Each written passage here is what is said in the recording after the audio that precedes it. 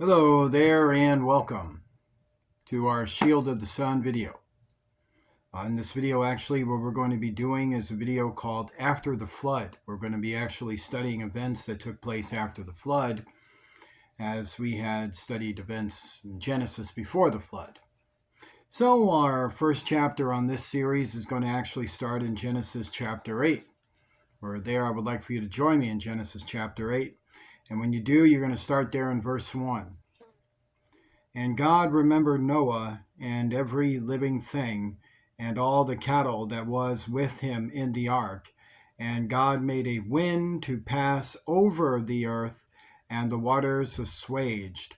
So this wind, to understand, the waters actually came down from above. God sent, I sent the waters. The waters had the capability of destroying material matter. And so if you think about the accelerated speed and the force and the fact that these waters were supernatural, would tell you that these waters were burning, that these were burning waters. So a wind to pass over the earth would have cooled the waters off, and the waters assuaged. And so that means the waters were decreasing, vaporizing its internal temporal matter, while the rest of it was disappearing as the effects dropped off. The fountains also of the deep and the windows of heaven were stopped, and the rain from heaven was restrained, and the waters returned from off the earth continually. And after the end of the 150 days, the waters were abated. Just confirming what I'm saying. So now what we have is the earth restoring itself. To understand, God is using his power to get the earth to do what it's going to do. So therefore, God is restoring the earth and restoring the earth by the process for which he does. And actually, he fixes the earth and gives us this new face of the earth rather very quickly, considering how much damage he did to the old world and the entire universe. And for us to just get this planet back just like that, well, it wasn't just like that, but it was in a rather very short amount of time, considering how much was going to have to get fixed after something like that happened. And the ark rested in the 7th month, that's to say the spaceship that was built, on the 17th day of the month upon the mountains of Ararat. So that means, to understand, so we already studied in the chapters before us that the ark was a spaceship, and therefore this spaceship rested on the mountains of Ararat. So the mountains of Ararat is considered to be the location that is considered to be by Turkey, I believe, or it's in Turkey, if I'm not mistaken. There's mountains that also border other countries as well that are considered part of Ararat. So either way, it's over there, and there's a spaceship there. And the waters decreased continually until the 10th month. In the 10th month, on the first day of the month, were the tops of the mountains seen. So what did we have here? Well, obviously these waters, they went down gradually and gradually and gradually and gradually. So as it had to come down actually from the very tip of earth, so as to say the round sphere was actually filled up with this water and the effects of the supernatural habistances. So that all had to start being dissipated and going down and down and down through the circuits, as natural water started to also go down and down and down and through the temporal circuits and then the temporal planes. And then it was also manifesting its works as it was manifesting the natural environment was coming into fruition. So as that was coming into fruition, were the tops of the mountains seen. And it came to pass at the end of 40 days that Noah opened the window of the ark which he had made. That means he opened it. Now, it doesn't say how exactly he opened it. One might think, well, maybe he used his hand and went like that, like you open a window at home. Or maybe it was a button that he pressed and a window slided open. And he sent forth a raven, which went forth to and fro until the waters were dried up from off the earth.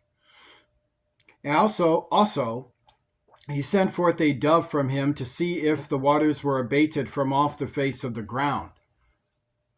So first he sends a raven to check to see if the waters were dried up. So there's something that the raven was able to do.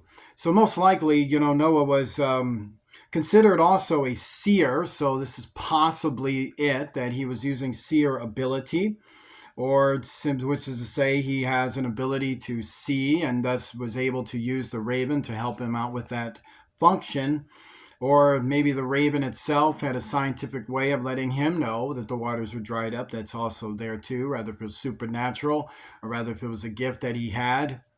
We do know he was a prophet, and we do know that he shared gifts, with his ancestors, so who knows? Could have been either one of those, but to understand, he had a supernatural or scientific, if you like, this both ways of using animals to tell him about things going on in the environment. Also, he sent forth a dove from him to see if the waters were abated from off the face of the ground, so he did that. But the dove found no rest for the sole of her foot, and she returned unto him into the ark, for the waters were on the face of the whole earth. Then he put forth his hand and took her, and pulled her unto him into the ark. So this is a very large dove. I mean, look at the way he described. Look at the description of this again. Took her and pulled her in onto him into the ark. And this was a dove. So, like if we see doves, well, if you've seen a pigeon, you've seen a dove.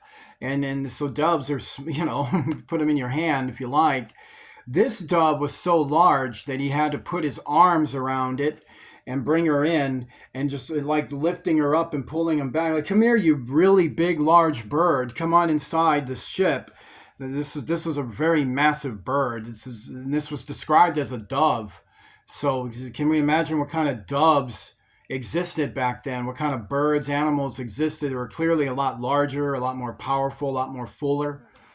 So that's what you're hearing. You're hearing about him pulling in a big, massive, giant bird. That's called a dove. And he stayed yet other 7 days, and again he sent forth the dove out of the ark.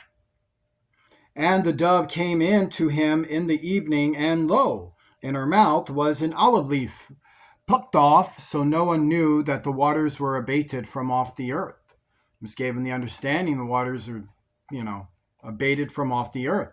And he stayed yet other 7 days, and sent forth the dove, which returned not again unto him any more, because as the waters were abating, that means gradually they would be disappearing, and the earth would be revealing more and more of its true face, or the face it now has. And it came to pass in the 601st year, in the first month, the first day of the month, the waters were dried up from off the earth, and Noah removed the covering of the ark, and looked, and behold, the face of the ground was dry. So this covering he removed. So he had this big seal, this lid that was sealed over him. So he had this removed, and therefore it went. So obviously this was to what? Prepare to leave the ark. And God spake unto Noah, saying, Go forth of the ark, thou and thy wife, and thy sons wives with thee. Bring forth with thee every living thing that is with thee, of all flesh, both of fowl and of cattle, and of every creeping thing that creepeth upon the earth, that they may breed abundantly in the earth, and be fruitful, and multiply upon the earth.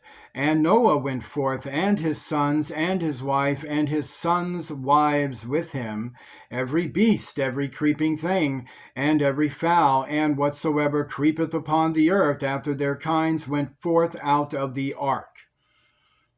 So what we do gather from all of this is that there were more animals than people leaving the ark. And they were told to go out there and be fruitful and multiply, so that would be to increase their populations. So as they would be doing that, we would be ordered to do the same. So clearly the animals are, as they did before, outnumber mankind. And so here they are coming out of the ark. And I guess, if we kind of factor a few things about them, is that they just went through a worldwide catalysm, a universal catalysm, where their existence was threatened. So their very existence was threatened by mankind, who did a bunch of terrible things and conjuring demons and endorsing heathenism, betraying God, betraying the faith from the beginning, betraying their families and the legacies that they held to regarding that faith, betraying all that was good, turning evil, getting themselves changed, rearranged, started worshiping satanic ritual rites of murder, destruction, robbery, satanic ritual abuse and violence, and all manner of heathenistic imaginations, which led to the destruction of that world for which the environment had to experience. And these animals, which were considered untainted from what happened to the rest of the animals in the environment, had to survive this worldwide catalysm inside this spaceship that was modified to levitate across waters coming in from multi-dimensional fields, which destroyed the entire universe and encapsulated the earth in a swirling spin of waters that were burning and heated by the effects of the waters from the third heaven, which then collided with the elemental matters of our ocean, lands, and air and space, and then spin the entire planet into what it became, and then destroyed the face of the earth, leaving behind remnants of remains to give signs that there was once a flood here, with certain pockets of Nephilim left alive afterward, to bring also the sign and the prophecy to bear and the temptations and trial against mankind. So these animals went through that. And also Noah and his family went through that. But I'm bringing up the animals because I think they'd be particularly mad at mankind because of all of that. And therefore Noah and his sons were going to have to I guess the relationship between mankind and animals was going to have to turn more violent, and it was going to have a hunting situation to bring this understanding of trial on mankind. Well, to understand further, and Noah builded an altar unto the Lord, and took of every clean beast and of every clean fowl, and offered burnt offerings on the altar. So this was, of course, before Moses was born, so to understand, Noah builded an altar unto the Lord. So that was, taught in the law to do so. And took of every clean beast. So the understanding of clean beast is taught in the law. And of every clean fowl, a clean fowl, the understanding of that is taught in the law. Offered burnt offerings on the altar, which is taught in the law. So this is actually before Moses. So it lets you know that the people in the old world knew what? They knew the law. Because there's no way Noah's doing any of this if he doesn't know the law. And notice that he does it after the flood is over. So there's nobody around once again. Everything he's doing here, he would have had to have learned in the old world from those who taught him, who came before him. So therefore, they knew the law. And the Lord smelled a sweet savor, and the Lord said in his heart, I will not again curse the ground any more for man's sake. For the imagination of man's heart is evil from his youth. Neither will I again smite any more every living thing as I have done. So what God is really saying is that I'm not going to destroy the earth in this way anymore. To say that when you guys do something that's so, disgustingly sick and mind-provokingly, mind-numbingly, terribly, comprehensively unbelievable, like you just do things scientifically to this world that would threaten its very existence, and then do things scientifically to your biological DNA to change and alter your very existence as you exist, and that you would change reality and your temporal plane itself and corrupt this entire planet with multi-dimensional celestial force and science from multi-dimensional spheres of satanic beings and become demonically possessed and infused, that you would do things like this with your sciences, with your talents, with your abilities to augment and viscerate and manipulate and change and rearrange elemental matter to a suit within the beast forms which the fallen angels called them to do, that you would do things to just utterly destroy society. So to understand, the next time you decide to do that, I'm not going to destroy the earth in the manner in proportion to the measure for which is given. What I plan on doing is that I'm going to stomp you a lot more quicker than you realize, and then just cut off these snakeheads that come and try to uprise and bring prophecy to bear quicker, and I'll have other ways to deal with you. So he is saying is that I dealt with you like this to give a sign of what is to come in the future, how evil will ultimately be dealt with. So until I do that again, I got other ways to deal with you. I'm going to deal with you in other ways. I'm going to send prophets. I'm going to send seers. I'm going to send the word of God. I'm going to have Abraham. I'm going to have Isaac, I'm going to have Jacob, I'm going to have the Israelites, I'm going to have David, Solomon, and we're going to have the apostles, myself, and from the beginning, where I'm going to do a bunch of other stuff. I'm not going to do this, and then when I do destroy the world again, it won't be like this. It'll be way better than that. It's going to be way better than this, is what he's saying. While the earth remaineth, notice he said, while the earth remaineth, seed time and harvest, and cold and heat, and summer and winter, and day and night shall not cease. So what he's saying is that space and time and all the sciences of it will continue on and on and on and on, and while the earth remaineth. So while the earth is around, that will be around too. This is what he's saying. It's going to have various prophecies and things done to it as the Bible reveals to us, but space and time will be around until the final day. And God blessed Noah and his sons, and said unto them, now we're in chapter 9 of Genesis, verse 1, be fruitful and multiply and replenish the earth. So he tells Noah, first he blesses Noah. He gives them blessings to say, I'm making you're happy. Are you happy? The world has just been destroyed and all those wicked persons have been sent into hell, with an entire civilization that had stores and stuff was all wiped out with their leaders that looked like eight-legged creatures. In fact, they were very happy that world was gone. No one liked that world. No one could even recognize humanity anymore. It was just heathen to the max. It was ultra heathenism, and it was just destroyed. So he was happy. Noah was happy. Noah and his wife and his children, they were all happy. And then not only were they happy, they were blessed, meaning everything they did was happiness. They just plucked some flowers. They've been laughing for 2 hours. That's just from plucking flowers. So, and then we have the sons and the wives, and they're feeling very great. And they're told to be fruitful and multiply. So can you imagine that?